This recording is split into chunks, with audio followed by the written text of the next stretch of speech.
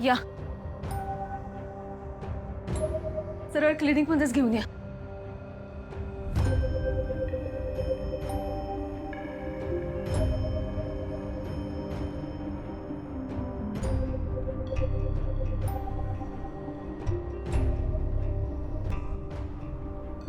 सूर्या, प्रसाद अजून हवा तसा रिस्पॉन्स देत नाहीये, पण आपल्याकडे 48 तास आहेत. या 48 तासामध्ये जर त्याला शुद्ध आली नाही तर मात्र आपल्याला ऑपरेशन करावं लागणार आहे. त्याचं ऑपरेशन करावं लागेल असं का म्हणालीस तू? ताई आहोत तो शेवटचा पर्याय म्हणून मी तसं म्हणाले. आणि आहे ना आपल्याकडे अजून वेळ आहे. 48 तासामध्ये जर त्याला शुद्ध आली नाही तर मग आपल्याला पुन्हा एकदा तपासणी करावी लागेल, स्कॅन करावं लागेल. आणि त्यामध्ये जर एखादी रक्ताची गाठ आढळली तरच आपल्याला ऑपरेशन करायची गरज पडणार आहे. आणि ताई सुदैवाने असं काही नसेल आणि प्रसाद जर शुद्धीवर आला तर मग ऑपरेशन करायची सुद्धा वेळ येणार नाही ना. म्हणजे अजून काय बी स्पष्ट नाही. माझ्या प्रसादला जर काय झालं तर मी जगू शकणार नाही. ताई माझ्या प्रसादला वाचव तुळजा. माझ्या प्रसादला वाचव.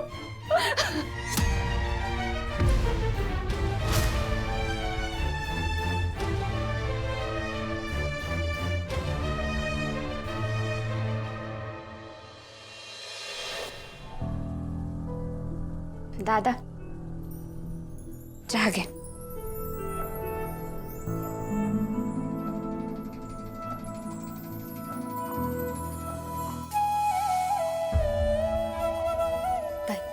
चहा घे.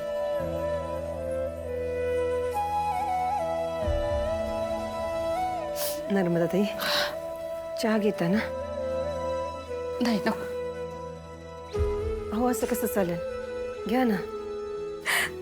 जोपर्यंत माझ्या प्रसादला बरं वाटत नाही तोपर्यंत मला काय बी नको.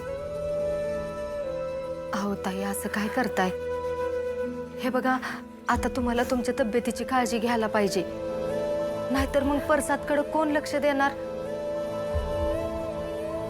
आणि बघा बरं काळजीनी दगदगीनी तुमचा चेहरा पाक सुकून गेलाय. हाय का माझं एवढं चहा घ्या. ताई अहो पण माझं प्रसाद. आपण चांगला विचार करू ना, त्याला काही नाही होणार. घ्या. आत्तापर्यंत ही खबर शशिकांतपर्यंत पोहोचली असणार. तर या सगळ्याला आपल्याला तोंड द्यायला तयारी करावी लागणार. तयारी कसली करायची दादा? त्यांना फक्त आत येऊन दाखवच, मी पुढे बाहेर उभंच आहे. हा दादा मी तर काठीच घेऊन उभं राहणार आहे. त्यांच्या मुजुरीचं उत्तर मुजुरीनेच द्यायचं. आला अंगावर की बाई घेतला शिंगावर. मी काय म्हणतोय, तुम्ही सगळे आत जाऊन जरा आराम करा.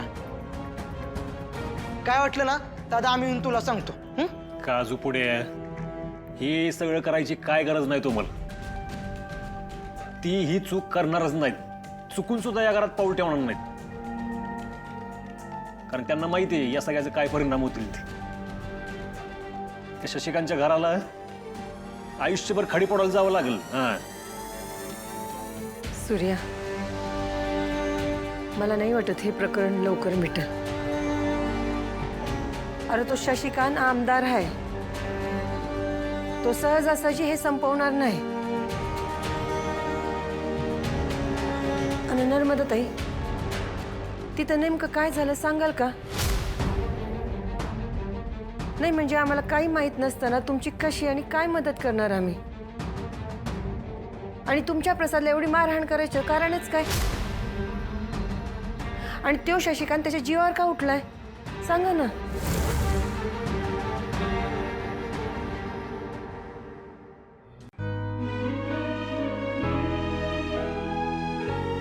तुळजा अगं प्रसाद जवळ कोण आहे? अरे राजू आहे, ती थांबली तिथे.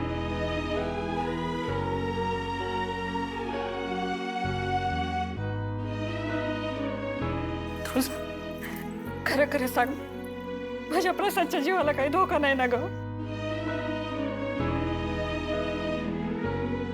ताई हे बघा, रिपोर्ट्स बघून तरी काळजी करण्यासारखं काही वाटत नाहीये. हा ताप आहे, तो जर डोक्यात गेला तर मग प्रॉब्लेम होऊ शकतो. पण तुम्ही काळजी करू नका, असं काही होणार नाही. विश्वास ठेवा. हे देवा, माझ्या प्रसादला वाचव.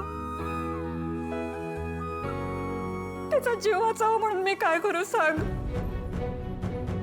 माझ्या लेकराचा जीव वाचव देवा, माझ्या लेकराचा जीव वाचव. हवं तर मी सत्यनारायणची पूजा घालते.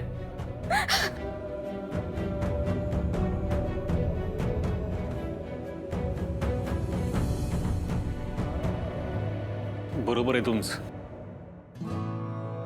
आपण सगळेजण प्रसादचा जीव वाचवण्याचा प्रयत्न करतोय खरं, पण देवाची पण साथ पाहिजे ना. ताई, आपण सत्यनारायणची पूजा घालूया. देव त्याच्या पाठीशी असला ना, त्याचं कोणीच काही बिघडवू शकणार नाही आणि तो लवकर बरा होईल. सूर्या, तू खरंच माझ्या प्रसादसाठी सत्यनारायणची पूजा घालशील? ताई, तुमची इच्छा आहे ना, मग घालूया पूजा. पण आम्ही तर या घरची बी नाही. हे बघत रे, या घरात येणाऱ्या प्रत्येक माणसाला आम्ही आपलं मानतो. त्याला कधीच आम्ही परक समजत नाही. त्यामुळं हे घर तुमचं आहे असं समजा. जोपर्यंत मी आहे ना, तुम्हाला कोणालाच घाबरायची गरज नाही. मी भटजींना विचारतो, त्यानुसार आपण पूजा घालूया. आणि नका काळजी करू, हे संकट लवकरात लवकर टळून जाईल.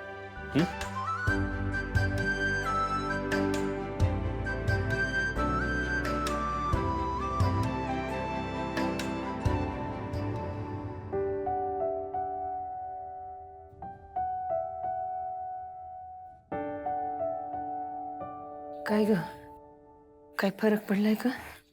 नाही अजून. बरं, तुम्ही दोघी इथं थांबत असाल तर थांबा. फक्त ते सलाईन संपलं ना की मला हाक मारा, येते मी. हो राजू, सूर्यानं प्रार्थना करायला सांगितली प्रसादसाठी. तो पूजा बी ठेवणार आहे. लवकरच फरक पडेल प्रसादमध्ये. चालतंय, येते मी.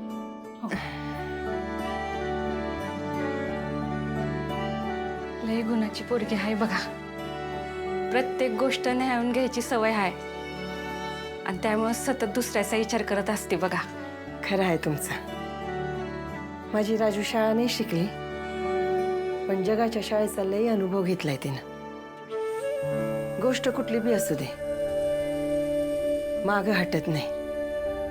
स्वतःच्या खांद्यावर जबाबदारी घेते आणि पुढवून समद करते. माझ्या माघारी पण अख्खं घर तिनंच सांभाळलं.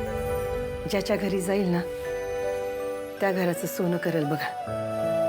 माझ्या राजूला शिकता नाही आलं, पण शेवटी माणूस कसा आहे त्यावर त्याचं शिक्षण ठरतं असं म्हणतात ना. काय काय माणसं इतकी बुकं शिकतात पण शेवटी हुकलेलीच असतात. पण माझी राजू एक नंबरी सोनं आहे. लई हुशार आहे पोरगी.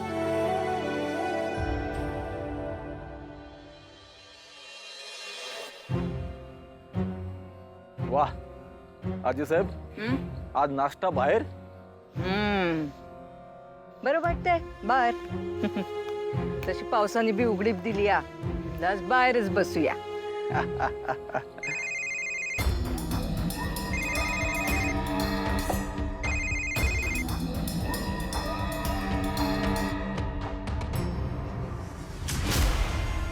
काय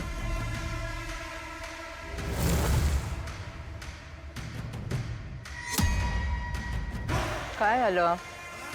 अच्छा, तो सूर्या. अरे एवढे सकाळी सकाळी त्याचं नाव कशापैकी घ्यायला लागलाय? जेवणात खडा यावा तसं. अगं तो खडाच आहे, अन्नातला खडा.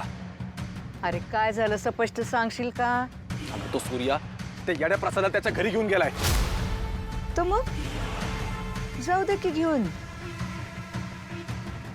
शशिकांतराव, तुम्ही आमदार आहात. अशा छोट्याशा गोष्टीला घाबरून कसं चालेल हो? हा? आणि घेऊन गेला तर काय होईल? अहो, त्या प्रसादला 2-4 शब्द देखील नीट बोलता येत नाही. त्याला कसं पाय घाबरायचं? हा? अगं आजी त्या येड्याला अगदीच काय बी बोलता येत नाही असं बी नाही ना.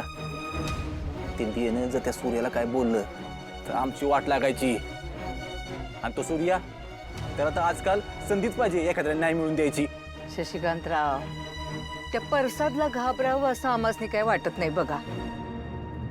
पण ओझं जर लईच जड होत असेल ना तर सरळ उतरवून टाकावं बघा. उगाच मान मोडून घेऊ नये. तो परसाद जर लई डोईजड होतोय असं वाटत असेल ना विषय संपून टाकायचा. आजी अरे त्यात नवल काय वाटायचंय? हा ओके, पहिल्यांदाच करतोय होय आपण. हा संपून टाकायचा म्हणजे त्याला मारून टाकायचं असं म्हणते हो मी. पण एक गोष्ट लक्षात ठेवा, जर त्याला मारून टाकत असाल ना तर खबरदारी घ्यायची चांगलीच.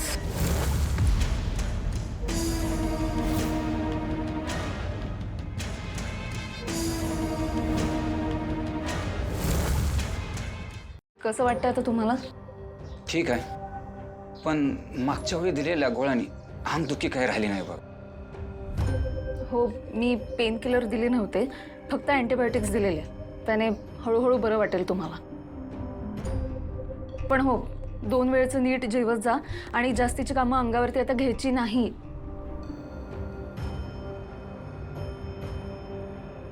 दादा काय झालं? लक्ष कुठे आहे तुमचं? आहे की लक्ष? मॅडम एक विचारू का? हो बोला. यो प्रसादच आहे ना हो? का हो? काय नाही, पण सांगा की मॅडम, प्रसाद सरनोबतच नाही ना? हे बघा, मी एक डॉक्टर आहे आणि डॉक्टर कधीही त्याचा पेशंट कोण आहे आणि काय करतो हे विचारत नाही. तो फक्त त्याच्यावर उपचार करतो. मी एवढ्यासाठीच म्हणत होतो, गावात अफवा पसरली ह्याच्याबद्दल. तो शशिकांत सरनोबत ह्याच्या जीवावरती उठलाय. आमच्या रिक्षा स्टँडच्या लोकांमध्ये ही चर्चा होती. मी ऐकलं असं शशिकांत सरनोबत सोडणार नाही ह्याला.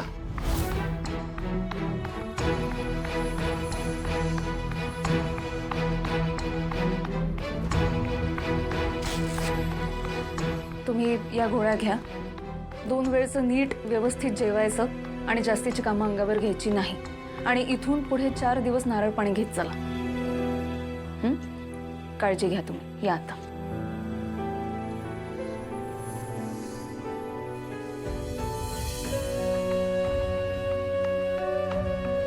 राजू, बघितलं का? इथे येणारा प्रत्येक व्यक्तीबद्दल आता मनात संशय यायला लागलाय. आता ते रिक्षावाला दादांबद्दलही मनात संशय येतोय ग. मला खरंच कसं तरी होतंय आता. वहिनी, परिस्थितीच तशी आहे. आपल्याला ताक सुद्धा फुंकून प्यावं लागणार. बरं तू नको लय विचार करू, मी काहीतरी खायला घेऊन येते. तू दुपारी पण नीट जेवली नाहीस. आई आई आई आई आई वहिनी, ती ती पोरगी, तो फोटो.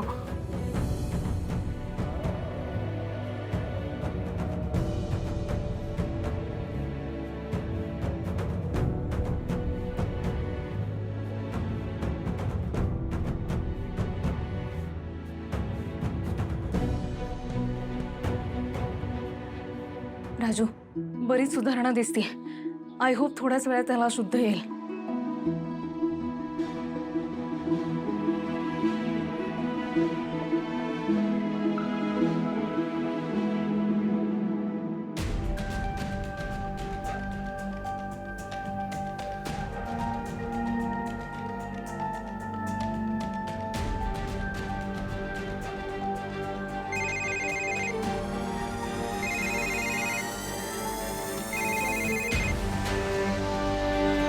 हा मॅडम बोला की. सूर्यकांत, तुम्ही त्या जागेवर गेला होता का? हा गेलो होतो ना मॅडम, मी आता तिथंच आहे. अहो, इथल्या आजूबाजूच्या लोकांना विचारलं मी, पण कोणी चालेल तर नाही, इथं आलं बघितलं नाही. आणि त्यांची एखादी वस्तू पण कोणाला सापडलेली नाही. केस बरीच जुनी झाली आहे ना, त्यामुळे पोलिसांच्या पण हाती काही लागलेलं नाही. कॉन्क्रीट असा ना काही पुरावाच नाही आपल्याकडे. त्यामुळे ना सूर्यकांत ह्या तारखेला कदाचित जालिंदरला जामीन मिळू शकतो. आपल्याकडे ना असं काहीतरी कॉन्क्रीट पुरावा पाहिजे जेणेकरून जालिंदरनी हा खून केल्याची शक्यता तरी निर्माण होईल. एवढं जरी झालं ना तरी मी हा जामीन मिळू देणार नाही जालिंदरला. अहो मॅडम, पण मी माझ्या परीनं प्रयत्न करतोय अहो, पण काय सापडणार तर. मी समजू शकते सूर्यकांत, ह्याच्यामध्ये तुमचा दोष नाही आहे, हे तुमचं काम पण नाही. तुम्ही काळजी नका करू, मी चव्हाणांना फोन करते आणि कामाला लागते. ओके? हां.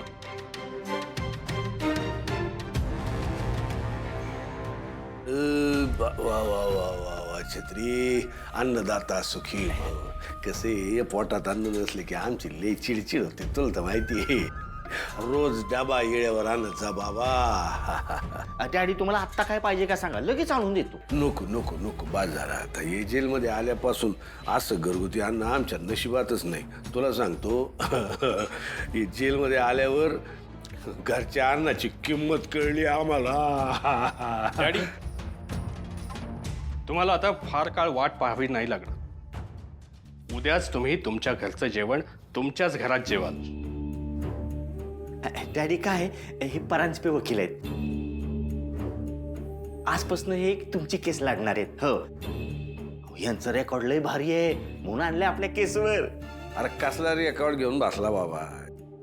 ती कालिंदी वकील ते कोर्टात बोलायला लागले की धडकीच भरते आम्हाला. अरे आपल्या वकिलाची वाक्याला पिसं काढते ती बाई.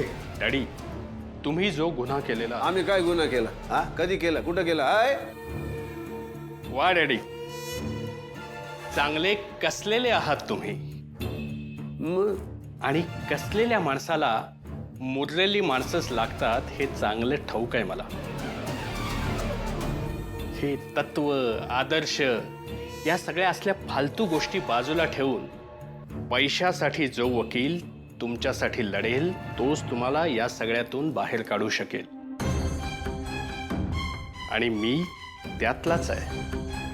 तुमचा तो वकील सरदेसाई त्या कालिंदी धर्माधिकारीला कसा घाबरलेला होता हे प्रत्यक्ष डोळ्यांनी पाहिलंय मी. म्हणूनच मी यांना भेटलो आणि तुमची केस हातात घेतली आणि तुम्हाला जामीन मिळवून द्यायचं मी ठरवलेलं. अरे वा वा वा वा वा, कुठं होता तुम्ही इतके दिवस? छत्री, हा तर गडूळ पाण्याचा तळ सांगायला लागला. नाही पण मला सांगा, आम्हाला जामीन कसा मिळवणार तुम्ही? काय जादूची कांडी फिरवणार का काय? हा, जादू नाही, पण पुराव्याअभावी तुमची सुटका होणार. आज स्पॉट पंचनामा झालाय आणि स्पॉट पंचनामामध्ये पोलिसांना काहीही मिळालेलं नाहीये. त्यांच्याकडे कुठला नवीन पुरावा देखील नाहीये. हीच आपल्यासाठी चांगली संधी आहे. त्यामुळे सगळं काही आता आपल्या बाजूने आहे आणि म्हणूनच आपल्याला नवीन डाव टाकायची चांगली संधी आहे. कारण साक्षीदार एकच आहे ना. हेच आम्ही त्या सरदेसाई वकीलला सांगतो, पण त्या टाळक्यात काही शिरत ना. डॅडी, अहो सोडून द्या ते सगळं.